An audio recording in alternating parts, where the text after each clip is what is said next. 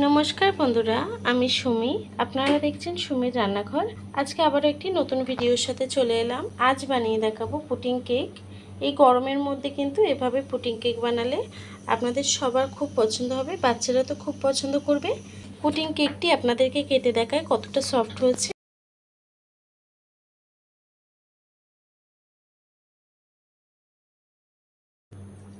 দেখুন কত সুন্দর হয়েছে। আপনারা খুব সহজেই এভাবে বাড়িতে বানিয়ে নিতে পারেন। চলুন তাহলে রেসিপিটি শুরু করা যাক। পুডিং কেকটি বানানোর জন্য আমি একটা বাউল নিয়ে নিয়েছি। প্রথমেই নিয়ে নেব 3টে ডিমের কুসুম। আমি কিন্তু ডিমের কুসুমটাই আলাদা করে নিয়েছি।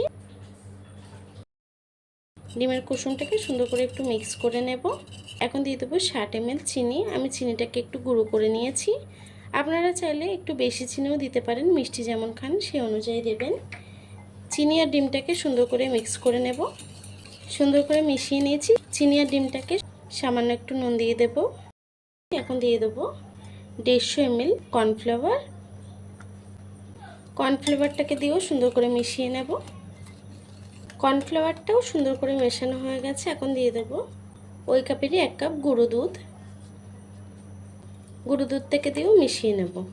গুঁড়ো দুধটাকেও সুন্দর করে মিশিয়ে নিয়েছি। এখন দিয়ে দেব ভ্যানিলা এসেন্স। আপনারা চাইলে এলাচের গুঁড়োও দিতে পারেন। এখন আমি দুধটা অ্যাড করব। আমি কিন্তু দুধটা কোনো রকম ফুটিয়ে নেইনি, ডাইরেক্ট দুধটাই দিচ্ছি।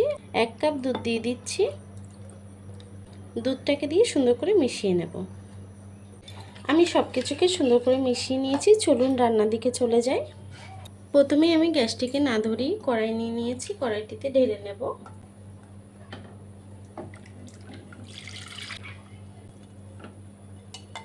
আমি পুরোটাই ঢেলে নিয়েছি। এখন আমি গ্যাসটাকে ধরিয়ে দেব। গ্যাসটাকে ধরিয়ে দিয়ে কন্টিনিউ কিন্তু এটাকে নাড়তে হবে, থেমে যাওয়া যাবে না, তাহলে তলায় লেগে যাবে। খুব তাড়াতাড়ি কিন্তু এটা জমে যাবে। আপনাকে না থেমে এটাকে নেড়ে যেতে হবে। আমি এটাকে নেড়ে চেড়ে রান্না করে নেব। দেখুন বন্ধুরা, খুব তাড়াতাড়ি কিন্তু 1-2 মিনিটের মধ্যে এটা রান্না হয়ে যায়।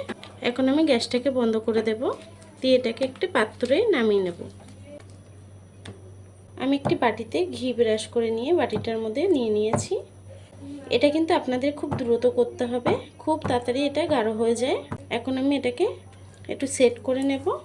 এখন বাটিতে আমি সেট করে নিয়েছি। কিছুক্ষণ ফ্রিজে রেখে ঠান্ডা করে নেব। দেখুন বন্ধুরা, আমার পুডিং কেকটি কিন্তু হয়ে গেছে। আমি আধা ঘন্টা ফ্রিজে রেখে বার করে ওপর থেকে ডেকোরেশনের জন্য একটু গুঁড়ো দুধ দিয়ে দিয়েছি। আপনাদের এই ভিডিওটি কেমন লেগেছে কমেন্ট বক্সে জানাতে ভুলবেন না। ভিডিওটি ভালো লেগে থাকলে চ্যানেলটাকে সাবস্ক্রাইব করে ভিডিওটি লাইক দিয়ে দেবেন। আর এতক্ষণ ধরে আমার ভিডিওটি দেখার জন্য আপনাদেরকে অসংখ্য ধন্যবাদ।